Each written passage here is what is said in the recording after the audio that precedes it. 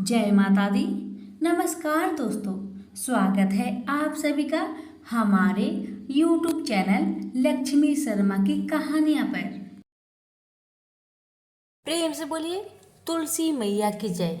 प्यारे भक्तगणों, आज मैं आप सभी को सुनाऊंगी तुलसी सींचने की कथा। कहते हैं कि जो भी भक्त इनकी कथाओं को मन लगाकर श्रवण करता है उसकी सभी मनोकामना तुलसी माता की कृपा से पूर्ण होती है। कथा इस प्रकार है कि एक ब्राह्मण था। वह प्रतिदिन मंदिर में जाता था। वह प्रतिदिन तुलसी माता की पूजा करता था। वह तुलसी माता से प्रतिदिन प्रार्थना करता था कि हे तुलसी महारानी, मेरे आनंद करना। तुलसी माता ने सोचा कि यह ब्राह्मण तो बहुत सीधा है और गरीब है और प्रतिदिन मेरी पूजा करता है, मुझे इसके लिए कुछ न कुछ जरूर करना चाहिए।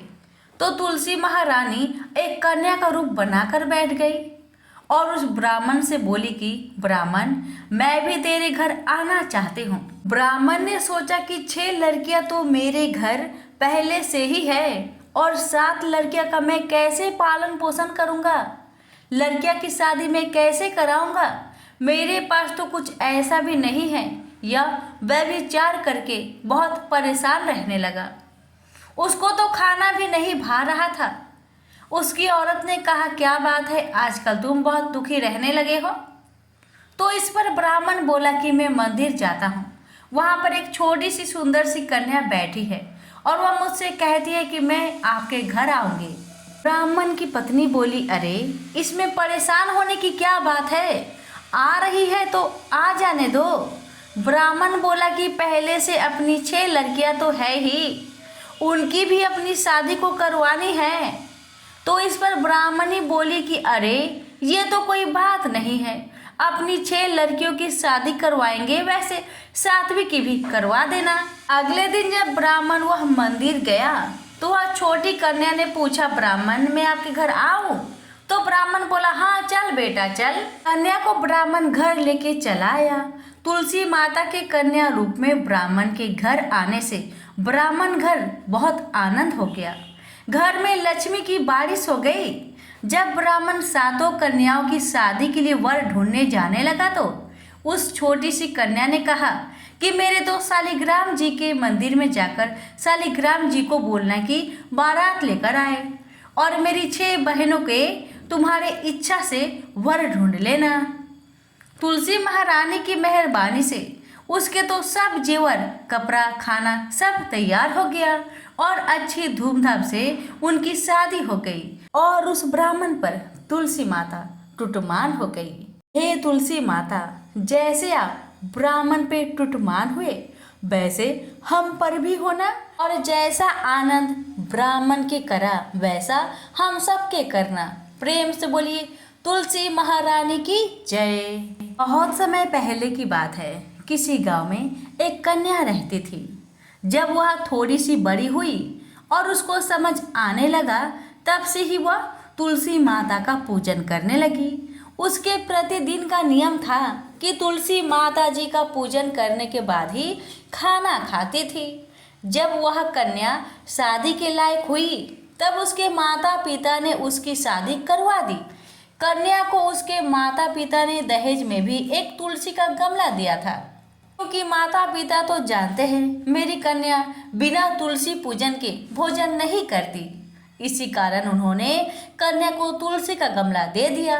कन्या पहुंची ससुराल। वहां पर वह प्रतिदिन सवेरे ही उठती, पूजा करती और उसके बाद ही खाना खाने बैठती थी। उस कन्या की 2 जेठानियां थी। वो दोनों उसका मजाक उड़ाती थी कि बड़े नियम धर्म वाली बनती है। उन दोनों को उससे बहुत ईर्ष्या जलन होती थी, इसलिए वो दोनों तुलसी जी का गमला छुपा देती थी। वह कन्या बड़ी मुश्किल से गमला ढूंढ कर लाती और उनका अच्छे से पूजा पाठ करती और फिर भोजन करती थी। एक दिन की बात है, दोनों जेठानी देवरानी ने मिलकर क्या किया कि तुलसी के गमला को घर से बाहर ही फेंक दिया। कन्या बेचारी तुलसी गमला बहुत खोजी मगर तुलसी गमला मिला ही नहीं। बेचारी बहुत परेशान हो गई। उस दिन तो उसने खाना भी नहीं खाया क्योंकि उसका नियम जो था, तुलसी पूजन के बाद ही वह भोजन करती थी। कन्या की सच्ची भक्ति और श्रद्धा देखकर माँ तुलसी प्रसन्न हो गई और उसके कमरे में तुलसी का गमला अपने आप ही प्रकट हो गया। अगले दिन सुबह जब कन्या उठी तो क्या देखती है कि उसके कमरे में एक तुलसी का गमला अपने आप ही प्रकट हुआ है। यह देखकर कन्या तो प्रसन्न हो गई, तुलसी माता की जय जयकार करने लगी, उनको धन्यवाद करने लगी कि अब मुझे कोई भी दिक्कत नहीं होगा। अब तो मैं हर रोज इसी कमरे में आकर माँ की पूजा पाठ अच्छा से करूँगी और मेरी तुलसी का गमला तो अब कोई चुरा भी नहीं सकेगा। अब तो कन्या रोज सुबह जल्दी उठती और स्नान करके माता रानी तुलसी महारानी का पूजन कर लेती और उसके बाद ही खाना खाने बैठ जाती। तो एक दिन की बात है, जब वह कन्या तुलसी माता का पूजन करके खाना खाने बैठी तो जेठानियाँ मजाक उड़ाने लगी कि देवरानी का तो नियम धर्म पूरा हो गया। उससे पूछती है कि क्या तुमने तुलसी पूजन कर ली है? तो देवरानी धीरे से बोलती है, हाँ मैंने कर लिया। जेठानी बोलती है, कहाँ से कर ली पूजा? गमला तो हमने बहुत दूर फेंकवा दिया था। तो देवरानी कहती है, आप लोगों को विश्वास नहीं है तो जाइए मेरे कमरे में जाकर देख लीजिए। जब दोनों जेठानियां उस कन्या के कमरे में जाती है, वहाँ पर बहुत सुंदर माँ तुलसी का गमला को पाती है। ये देखकर दोनों देवरानी जेठानी को अपनी गलती का एहसास हुआ। उन्होंने माँ तुलसी से क्षमा याचना की और अपनी देवरानी से भी क्षमा याचना की।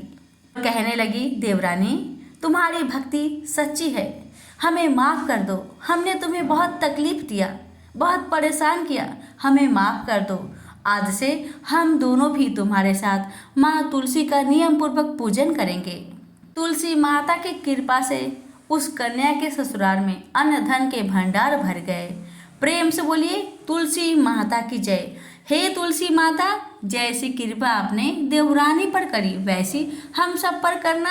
कहानी कहते सुनते हुकार भरते सब पर करना। प्रेम से बोलिए तुलसी महारानी की जय हो। भगवान विष्णु ने जब श्री कृष्ण का रूप अवतार लिया तब रुक्मणी और सत्यभामा उनकी पटरानी हुई। सत्यभामा पूर्व जन्म में एक ब्राह्मण की पुत्री थी। युवा अवस्था में ही एक दिन इनके पति और पिता को एक राक्षस ने मार दिया। कुछ दिनों तक ब्राह्मण की पुत्री रोती रही। इसके बाद उसने स्वयं को विष्णु भगवान की भक्ति में समर्पित कर दिया। वह सभी एकादशी का व्रत रखती थी और कार्तिक मास में नियम पूर्वक सूर्य उदय से पूर्व स्नान करके भगवान विष्णु और तुलसी जी का पूजन करती थी।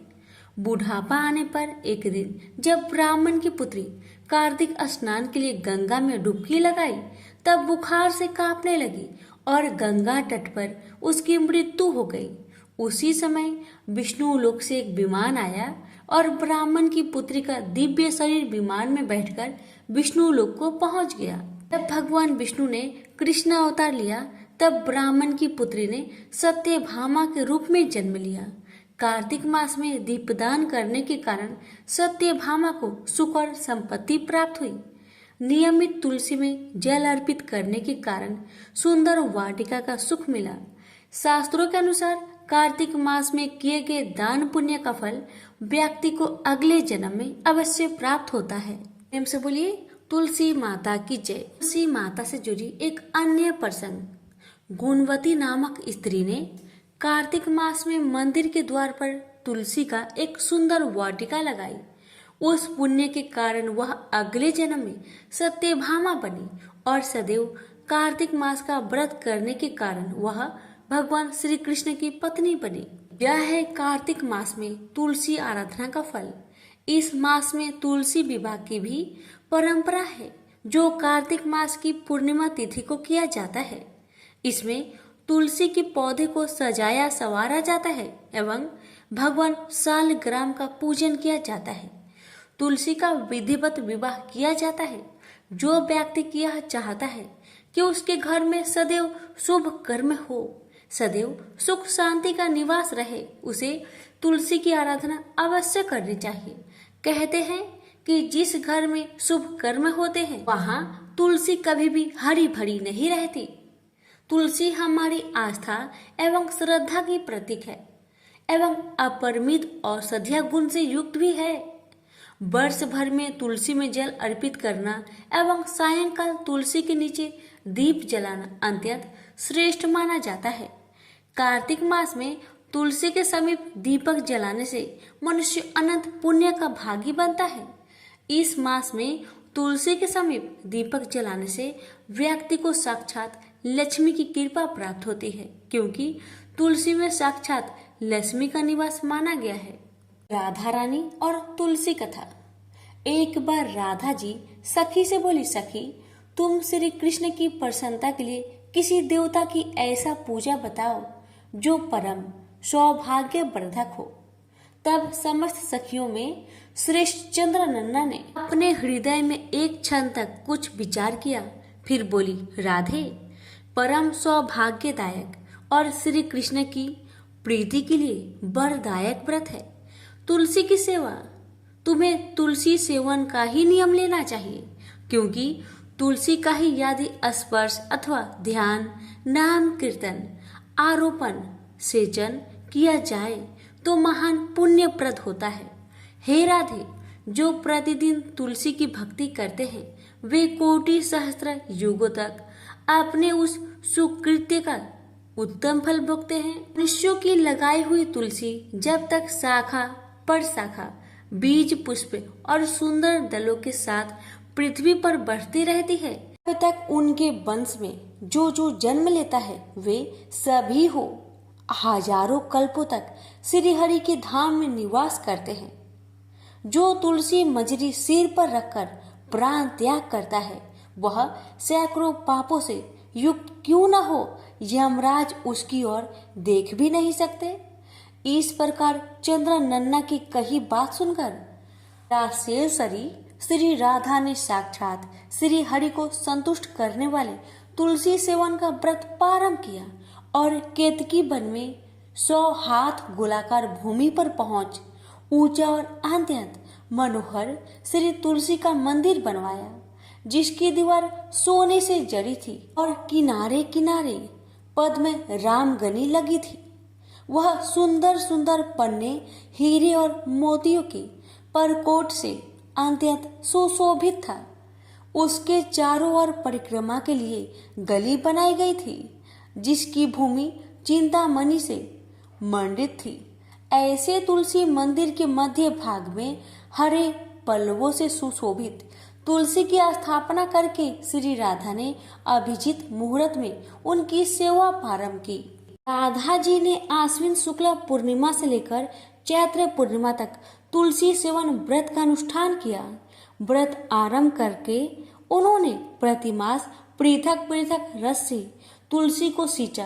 कार्तिक महीने में दूध से, मार्ग शीर्ष महीने में ईख के रस से, पौष में दक्षा रस से, माघ में 12 मासी आम के रस से, फाल्गुन मास में अनेक वस्तुओं से मिश्रित मिश्री के रस से और चैत्र मास में पंचामृत से उनका सींचन किया और वैशाख कृष्ण प्रतिपदा के दिन उद्यापन का उत्सव किया। उन्होंने 2 लाख ब्राह्मण को 56 भोगों से तृप्त करके वस्त्र और आभूषण के साथ दक्षिणा दी। मोटे मोटे दिव्य मोतियों का 1 लाख भार और स्वर्ण का 1 कोटि भार श्री गंगाचार्य को दिया।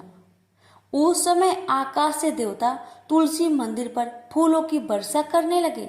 उसी समय स्वर्ण सिंहासन पर विराजमान हरिप्रिया तुलसी देवी प्रकट हुई। उनके 4 भुजाएं थी, कमल दल के समान विशाल नेत्र थे। 16 वर्ष की सी अवस्था और श्याम कांति थी। मस्तक पर हेममय किरीट प्रकाशित था और कानों में कंचनमय कुंडल झलमला रहे थे। गरुड़ से उतरकर तुलसी देवी ने रंग वल्ली जैसी श्री राधा को अपनी भुजाओं से अंक में भर लिया और उनके मुख चंद्र का चुंबन किया। तुलसी बोली, कलावती राधे, मैं तुम्हारी भक्ति से प्रसन्न हूँ। यहाँ इंद्रिय, मन, बुद्धि और चित्त द्वारा जो मनोरथ तुमने किया है वह सब तुम्हारे सम्मुख सफल हो। इस प्रकार हरिप्रिया तुलसी को प्रणाम करके वृषभानु नंदिनी राधा ने उनसे कहा, देवी, गोविंद के युगल चरणों में मेरी आहुति की भक्ति बनी रहे। तब तथास्तु कहकर हरिप्रिया अंतर्ध्यान हो गई। इस प्रकार पृथ्वी पर जो मनुष्य श्री राधिका के इस विचित्र आख्यान को सुनता है वह भगवान को पाकर कृत्य कृत्य हो जाता है। प्रेम से बोलिए तुलसी माता की जय। सुवार्णी मुनि की पुत्री तुलसी अपूर्व सुंदर थी। उसकी इच्छा थी कि उनका विवाह भगवान नारायण के साथ हो। इसके लिए उन्होंने नारायण पर्वत की घाटी में स्थित बद्रीवन में घोर तपस्या की। दीर्घ काल तक तपस्या के उपरांत ब्रह्मा जी ने प्रसन्न होकर दर्शन दिए और वर मांगने को कहा। तब तुलसी जी ने कहा, हे सृष्टि के कर्ता ब्रह्मदेव, आप तो अंतर्यामी हैं, आपसे क्या छुपा है। सबकी मन की बात आप जानते हैं।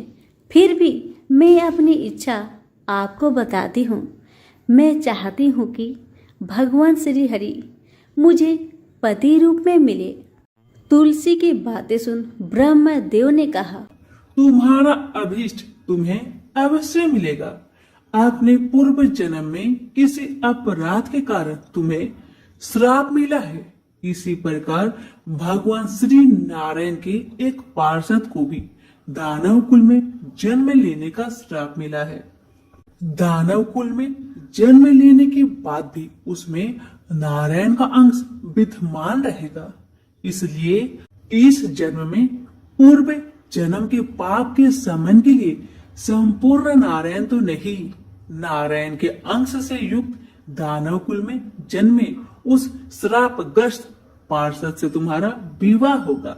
श्राप मुक्त होने पर भगवान श्री नारायण सदा सर्वदा के लिए तुम्हारे पति हो जाएंगे। तुलसी ने ब्रह्मा जी के इस वर को स्वीकार किया, क्योंकि मानव कुल में जन्म के कारण उसे मायावी भोग तो भोगना ही था। तुलसी बद्री वन में रहने लगी। नारायण का वह पार्षद दानव कुल में शंखचूड़ के नाम से पैदा हुआ था। कुछ दिनों के बाद वह भ्रमण करता हुआ बद्री वन में आया, जहाँ तुलसी रहा करती थी। वहाँ तुलसी को देखते ही उस पर मुग्ध हो गया। तुलसी के सामने उसने अपने साथ विवाह करने का प्रस्ताव रखा। इतने में ही वहाँ ब्रह्मा जी भी आ गए और उन्होंने तुलसी से कहा, तुलसी, शंखचूड़ को देखो, कैसा देवोपम इसका स्वरूप है। दानव कुल में जन्म लेने के बाद भी लगता है जैसे इसके शरीर में नारायण का वास हो। तुम प्रस्ताव को स्वीकार कर लो।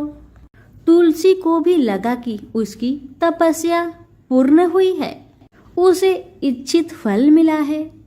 शंखचूड़ के साथ उसका गंधर्व विवाह हो गया और वह शंखचूड़ के साथ उसके महल में पत्नी बनकर आ गई।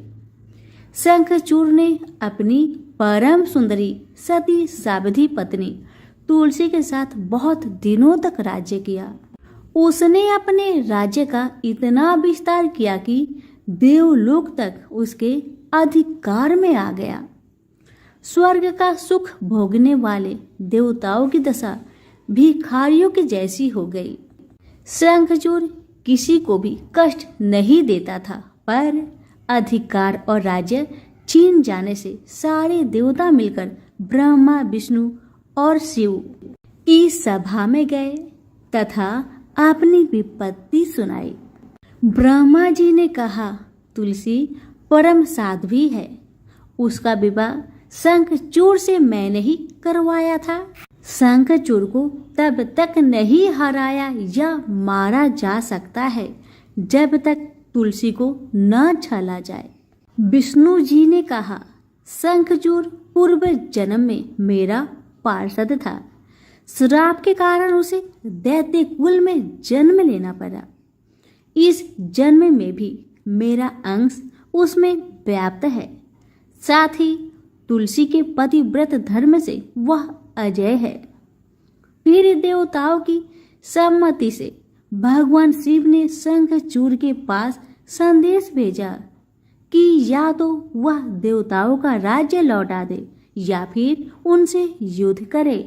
शंखचूड़ भगवान शंकर के पास पहुंचा। उसने कहा, देवादिदेव, आपके लिए देवताओं का पक्ष लेना उचित नहीं है। राज्य बढ़ाना हर राजा का कर्तव्य है। मैं किसी को दुखी नहीं कर रहा हूँ। देवताओं से कहिए वे मेरी प्रजा होकर रहे। मैंने आपका भी कोई उपकार नहीं किया है और हमारा आपका युद्ध शोभा नहीं देता। अगर आप हार गए तो बड़ी लज्जा की बात होगी। मैं हार गया तो आपकी प्रीति बहुत अधिक नहीं बढ़ेगी। शंखचूड़ की बातें सुन भगवान शंकर हंसने लगे। भगवान तो सब रहस्य समझते थे। तुलसी और शंखचूड़ के पूर्व जन्म की श्राप की अवधि लगभग पूरी हो चुकी थी। भगवान बोले, इसमें कृति और लज्जा की बात नहीं। तुम देवों के राज्य लौटाकर उन्हें उनके पद पर प्रतिष्ठित होने दो। युद्ध से बचने का यही एक उपाय है। शंखचूड़ ने कहा, मैंने युद्ध के बल से देवलोक जीता है।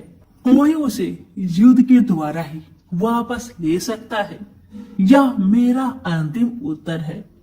मैं जा रहा हूँ। ऐसा कहकर शंखचूड़ चला गया। उसने अपनी पत्नी तुलसी को सारी बात बताई और कहा, कर्म भोग सब काल सूत्र में बंधा है। जीवन में हर्ष, शोक, भय, सुख, दुख, मंगल, अमंगल काल के अधीन है। हम तो केवल निमित्त है।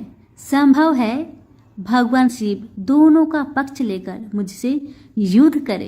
तुम चिंता मत करना। तुम्हारी सती तेज मेरी रक्षा करेगी। दूसरे दिन भगवान शंकर ने नेतृत्व में देवताओं ने युद्ध छेड़ दिया। शंखचूड़ ने भीषण बाणों की वर्षा कर उनका वेग रोका।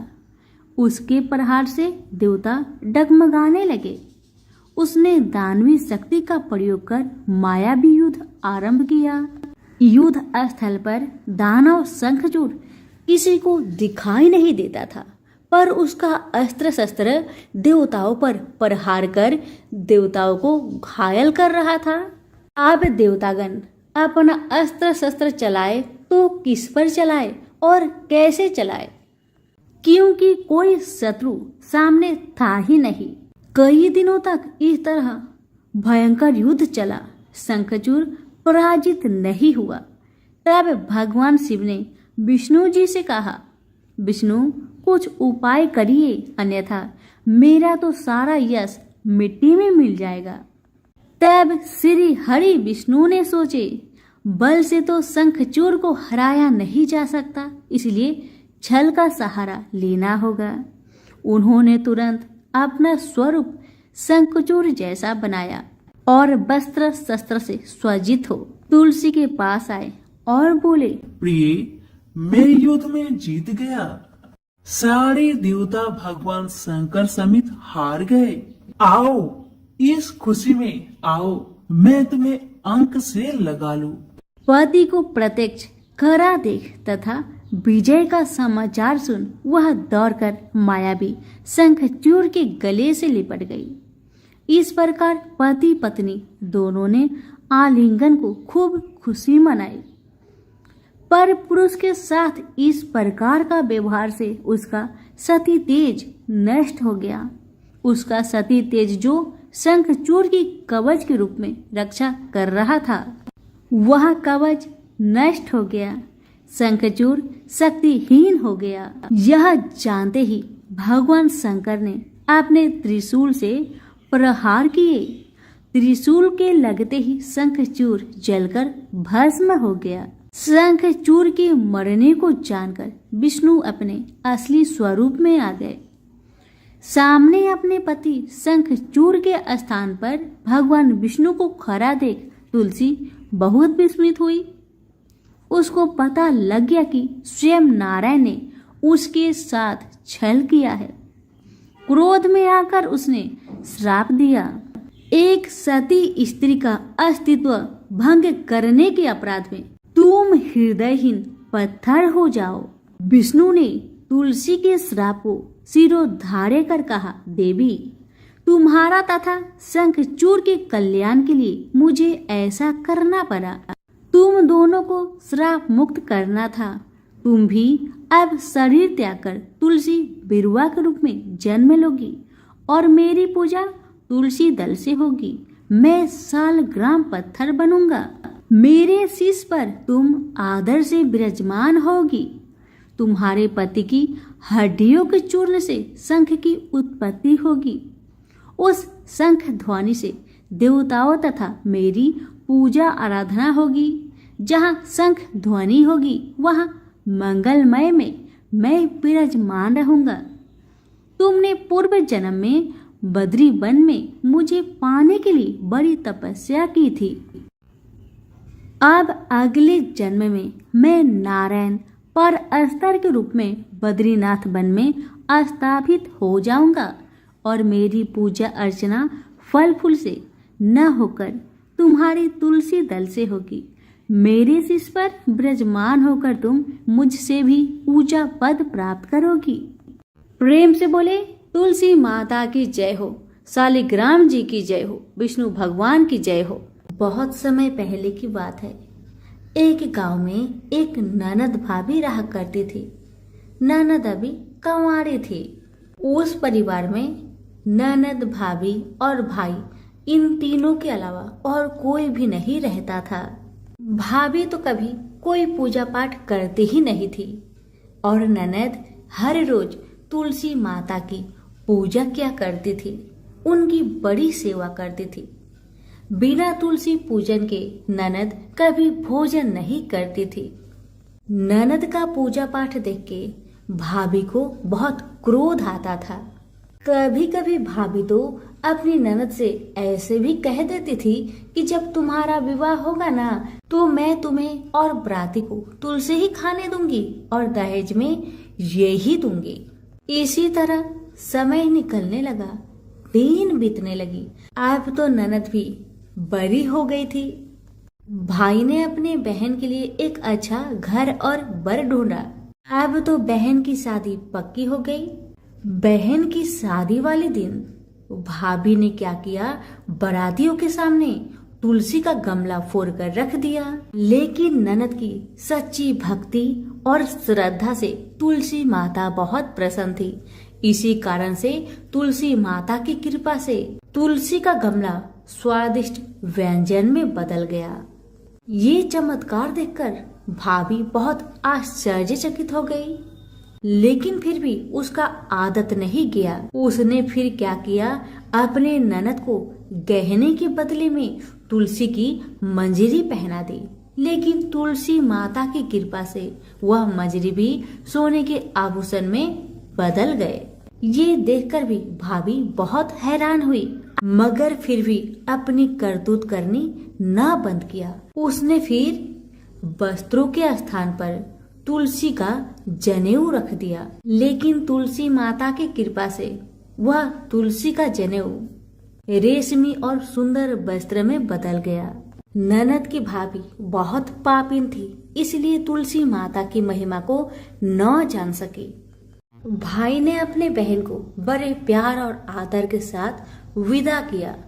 बहन ससुराल में गई। ससुराल वाले उसके दहेज आदि के बारे में बहुत बड़ाई करने लगे।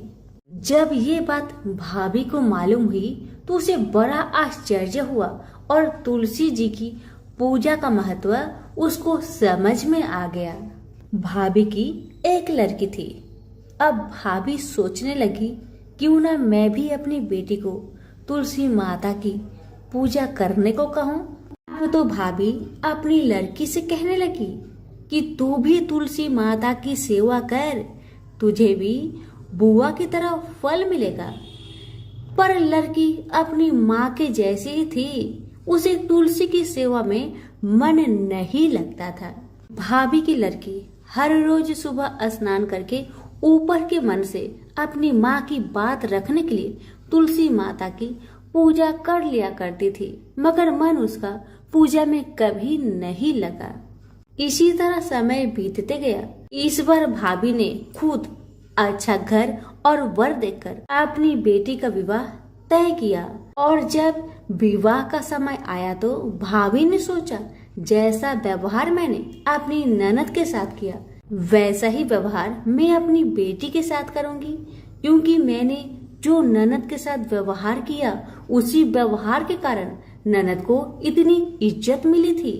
क्यों ना मैं भी अपनी लड़की के साथ वैसा ही व्यवहार करूं। अब जैसे ही बाराती वाले आए, भाभी ने तुलसी जी का गमला को फोड़कर बाराती के सामने रख दिया, परंतु इस बार मिट्टी मिट्टी ही रही। मंजरी व पत्ते भी अपने पूर्व रूप में ही रहे तथा जनेऊ भी जनेऊ ही रहा।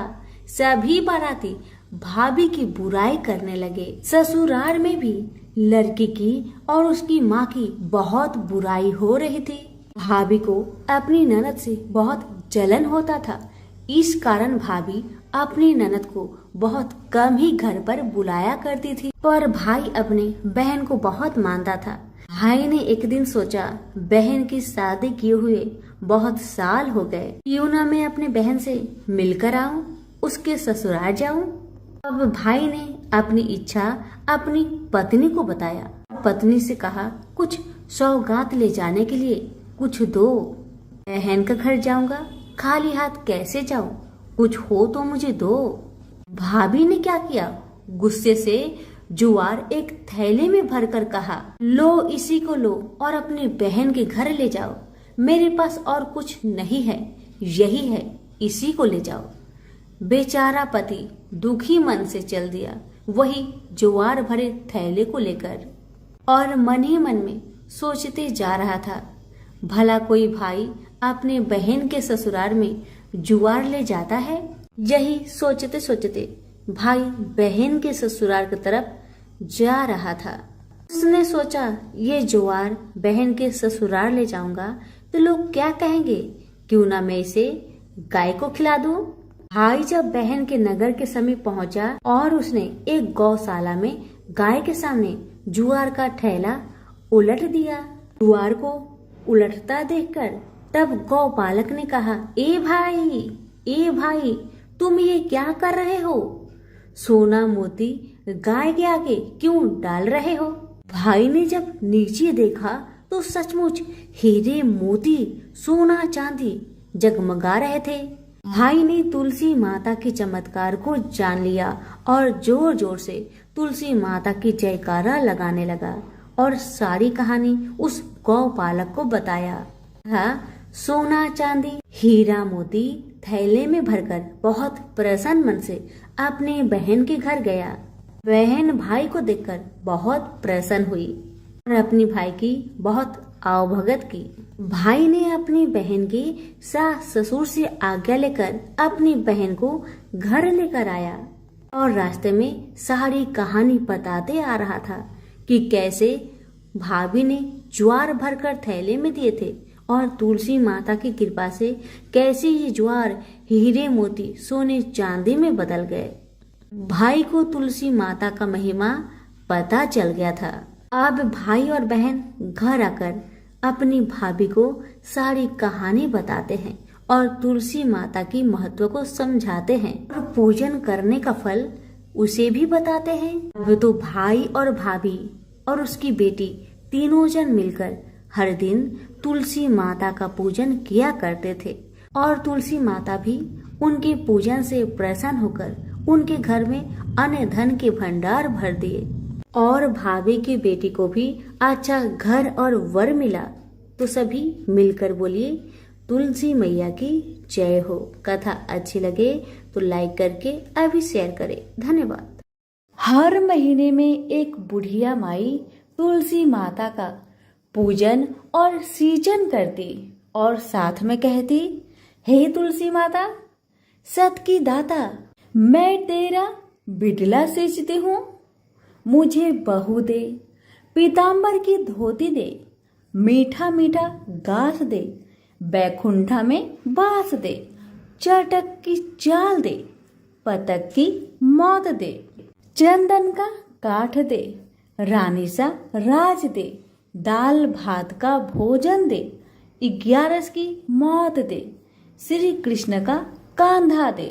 बूढ़ी माई की ये सभी बातें सुनकर तुलसी माता सूखने लगी। तो भगवान ने पूछा कि हे तुलसी, तुम क्यों सूख रही हो? भगवान की बातें सुन तुलसी माता कहने लगी कि एक बुढ़िया माई मेरे पास रोज आती है और वह पूजन करके यही बात कह जाती है। मैं सब बात को पूरा कर दूंगी, लेकिन भगवान कृष्ण का कंधा कहाँ से लाऊंगी? तो भगवान बोले, जब वो बुढ़िया मरेगी तो मैं अपने आप उसे कंधा देने आ जाऊंगा। तो बुढ़िया माई से कह देना। समय बीतता गया।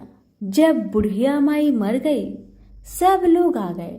जब माई को ले जाने लगे तो वह किसी से न उठी।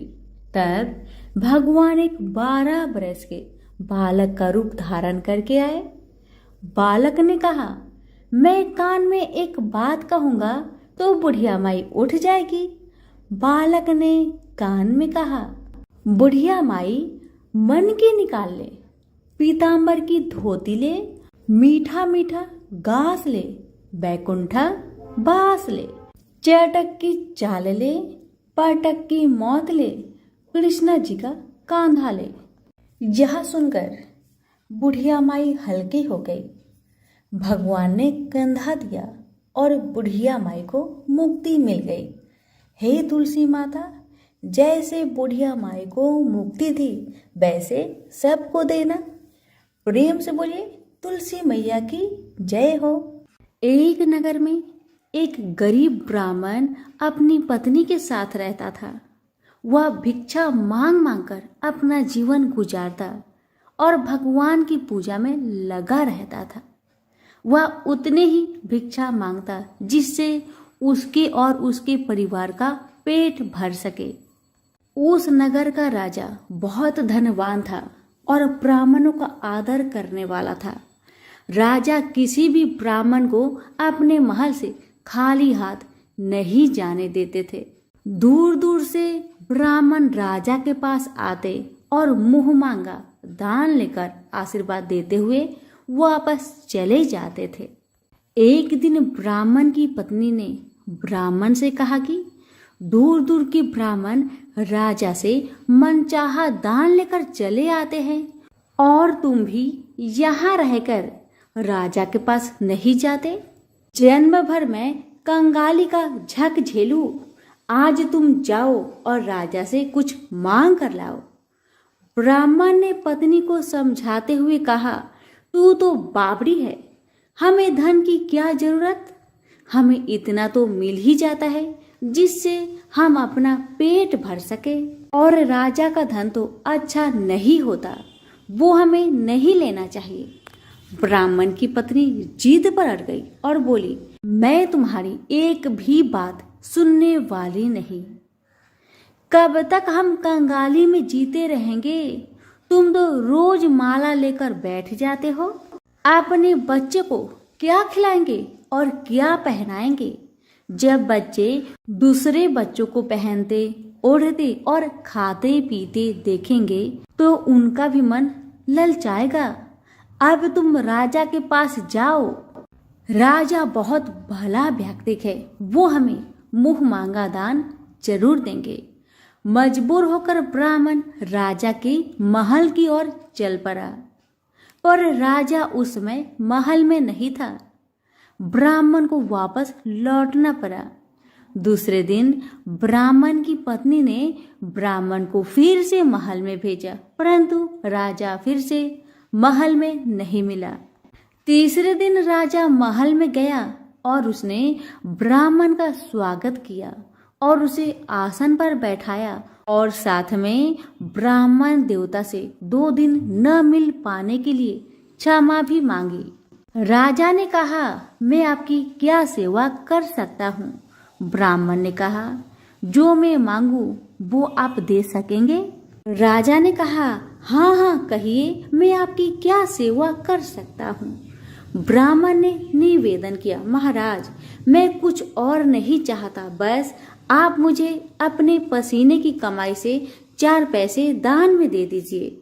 ब्राह्मण की बात सुन राजा बहुत हैरान हो गए और मन ही मन सोचने लगे कि मेरे महल में कितने सारे धन पड़े हैं, पर मेरी मेहनत की एक कौड़ी भी नहीं है। राजा ने ब्राह्मण से कहा, आप मुझे 1 दिन का समय दे, मैं कल आपको आपका मुंह मांगा दान दूंगा। ब्राह्मण महल से अपने घर को खाली हाथ ही लौट आए। ब्राह्मण को खाली हाथ आता देख पत्नी बोली, क्या हुआ, राजा ने कुछ दिया नहीं? ब्राह्मण बोला, राजा ने कल देने के लिए कहा है। ब्राह्मण की पत्नी सोचने लगी, शायद इन्होंने बहुत सारा धन मांगा होगा और राजा को इसकी व्यवस्था करने में समय लग रहा होगा, इसलिए कल बुलाया है। दूसरी ओर राजा ने अपने राजसी कपड़े बदलकर फटे पुराने कपड़े पहने और मजदूर जैसा भेष बना लिया। जब राजा की पत्नी ने देखा और कारण पूछा तो राजा ने सब कुछ बताया।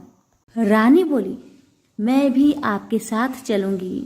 राजा के हाँ कहने पर रानी भी पुरानी साड़ी पहनकर आ गई। इस प्रकार राजा रानी मजदूरी की तलाश में शहर निकले।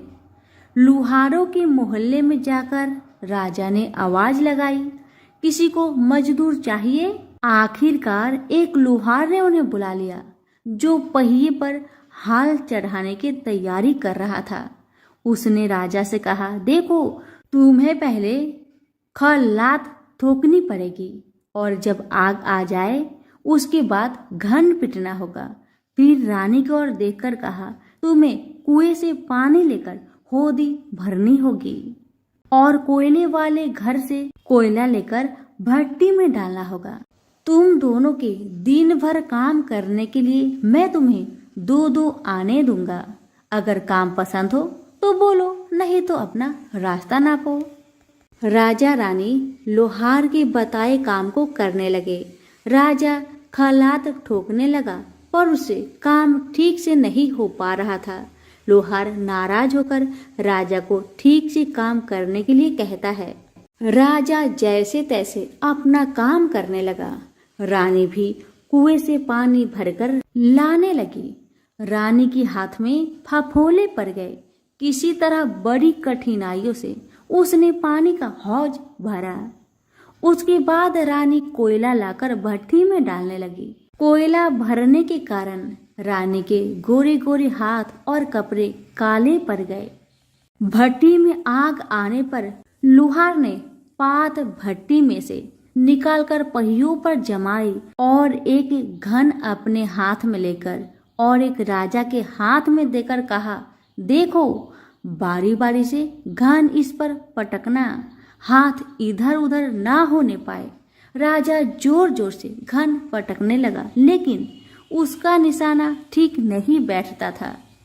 कभी घन हाल पर गिरता तो कभी पहिए पर। मजदूरों का ऐसा काम देखकर लुहारिन बरबराती हुई आई और लोहार से कहने लगी, तुमने कहाँ से यह नौसिखिए मजदूर काम पर लगाए हैं? इनसे काम तो होगा नहीं। यह मजदूर तुम्हारा सब काम बिगाड़ देंगे। राजा रानी उन दोनों की फटाकर सुनते सुनते अपना काम मन लगाकर करते रहे। घन पटकते पटकते राजा का शरीर पसीना से तर तर हो गया और जोर शोर से सांस चलने लगी। रानी भी पानी भरते भरते और कोयला झोंकते झोंकते थक कर चूर हो गई। दोनों ने पूरे दिन बहुत मेहनत की। लुहार ने राजा रानी को 2-2 पैसे दिए, जिसे वो बड़ी खुशी खुशी लेकर महल आ गए। आज उन्हें पता चला कि मेहनत की कमाई कैसी होती है। राजा ने 4 पैसे अलग रख दिए और अगले दिन ब्राह्मण को बुलाकर उसे दे दिए। ब्राह्मण राजा को आशीर्वाद देकर घर लौटा और ब्राह्मणी से कहा, लो मैं राजा के यहाँ से दक्षिणा ले आया हूँ। ब्राह्मणी खुश होकर दौड़ती हुई आई, पर जब उसने 4 पैसे देखे तो वह ठिठक कर रह गई और उन्हें दूर फेंक दिया। वो जल भूनकर ब्राह्मण से बोली, तुम जैसे दरिद्र राजा के यहाँ भी जाकर कुछ नहीं मांगा, शर्म भी नहीं आती। इतना कहकर रूठ कर चली गई और बहुत देर तक बरबराती रही। ब्राह्मण ने उन 4 पैसों को उठाकर तुलसी के पास रख दिए और सोचा जब ब्राह्मणी शांत हो जाएगी तो जरूरत पड़ने पर ये सिक्के को उठा लेगी। परंतु कई दिनों तक पैसे वहीं रखे रहे और फूल बेलपत्र ऊपर से गिर गिर कर मिट्टी में दब गए। ब्राह्मण और ब्राह्मणी दोनों ही उन सिक्कों के बारे में भूल गए। कुछ दिनों के बाद तुलसी जी के घर में 4 पौधे उगे। चारों पौधे बहुत सुंदर थे। यह देख ब्राह्मणी रोज उसमें पानी डाल देती। 4 महीने बाद वो पौधे बड़े हो गए और उनमें फूल लगने लगे। फूल सूखने पर इनसे मोती झरने लगी। ब्राह्मण और ब्राह्मणी ने कभी मोती नहीं देखे थे। वो समझे कि कोई बीज है। हर रोज कई कई फूल झरते और मोती पूरे तुलसी पर बिखर जाते। ब्राह्मणी उन मोतियों को समेट कर घर के एक कोने में डाल देती। इस तरह वहां मोतियों का ढेर लग गया था। एक दिन एक सब्जी वाली आई। ब्राह्मणी को सब्जी लेनी थी पर उसके पास पैसे नहीं थे। उसने सब्जी वाली से कहा, क्या तुम इन चमकदार बीजों के बदले सब्जी दे सकती हो? सब्जी वाली ने देखा तो वो पहचान गई, अरे ये तो मोती है। उसने खुशी खुशी ब्राह्मणी को उन मोतियों के बदले उनकी मनपसंद सब्जी दे दी। अब से हर रोज ऐसा होने लगा। ब्राह्मणी और सब्जी वाली दोनों खुश थे। सब्जी वाली यह सोचकर खुश थी कि मुझे 1 पैसे की तरकारी के बदले हजारों का माल मिलता है, और ब्राह्मणी ये सोचकर खुश थी कि इस बीजों के बदले सब्जी मिल जाती है। इस प्रकार कई महीने बीत गए। उधर राजा के महल में कई राजहंस थे जो मोती चुगते थे। राजा का यह नियम था, जब राजहंस मोती चुग लेते थे उसके बाद ही राजा और उसका परिवार भोजन करता था। एक समय बाद राजा का सारा धन उन मोतियों और दान देने में खर्च हो गया। अब राजा को मोती खरीदने के पैसे तक नहीं बचे। यह खबर पूरे नगर में फैल गई। ब्राह्मण और ब्राह्मणी को जब यह पता चला तो उन्होंने यही विचार किया कि राजा बहुत दानी और नेक दिल है। उसने अपना सब कुछ दान कर दिया, यहाँ तक कि शायद उनके पास खाने को भी कुछ नहीं है। ऐसा हालत में हमें उन लोगों की सहायता करनी चाहिए। ब्राह्मण ने ब्राह्मणी से कहा, अगर तू कहे तो इसमें से कुछ बीज राजा को दे दूं। तू कहती है इससे सब्जी और खाने की चीज मिल जाते हैं। ब्राह्मणी ने कहा, हाँ, मैं रोज इसके बदले सौदा लिया करती हूँ। ऐसा कहकर ब्राह्मणी 1 टोकरी बीज भर लाई। ब्राह्मण राजा के पास पहुंचा और उसे वो मोती दिए और राजा को सारी बात बताई। राजा उन मोतियों को देखकर चौंक गया। उसने मोती राजहंस को दिए। राजहंस उन्हें चुगने लगे। यह देख राजा ने ब्राह्मण से कहा, 1-1 मोती सैकड़ों रुपए का है। सच बताए आपके पास इतने मोती कहाँ से आए? ब्राह्मण बोला, महाराज, ऐसे बीज तो हमारे घर पर बहुत है। और राजा को पूरी बात बताई। राजा अपने मंत्रियों के साथ ब्राह्मण के घर पहुंचे और उन 4 पेड़ों को देखा। पूछताछ में उन सिक्के वाली बात सामने आ गई। जब पेड़ों को देखा तो उनकी जड़ के पास वही सिक्के चिपके हुए थे। आज ब्राह्मण और ब्राह्मणी को मालूम हुआ कि उनके पास लाखों करोड़ों की दौलत है, जिसे वो साधारण बीज समझते थे। ब्राह्मण ने सोचा कि मेरे लिए यह धन किस काम का। ऐसा सोच ब्राह्मण ने सारे मोती राजा को दान में दे दिए। राजा की आंखें भी खुल गई। मेहनत के धन की कीमत उन्हें मालूम पड़ गई। उस दिन राजा ने प्रण कर लिया कि मैं खजाने के पैसे से 1 भी पैसा अपने खर्च में नहीं लगाऊंगा। अपना खर्च मेहनत करके चलाऊंगा।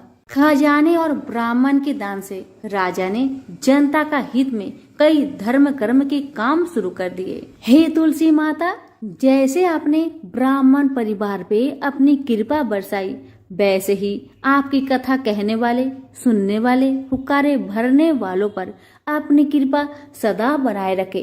तो प्रेम से बोलिए तुलसी मैया की जय हो। पुराणों में बताया गया है कि एक बार भगवान गणेश गंगा नदी के किनारे तपस्या कर रहे थे। इसी कालावधि में धर्मात्मज की कन्या तुलसी विवाह की इच्छा लेकर तीर्थ यात्रा पर निकली।